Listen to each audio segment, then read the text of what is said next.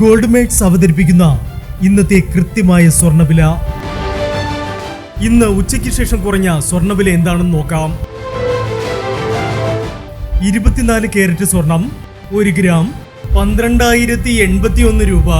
10 gram 1,20,810 രൂപ.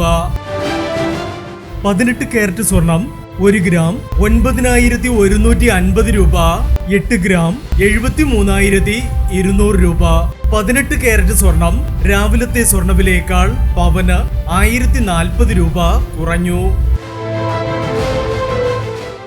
22 carrot സ്വർണം 1 gram 11,075 രൂപ. 8 ഗ്രാം 88,600 രൂപ.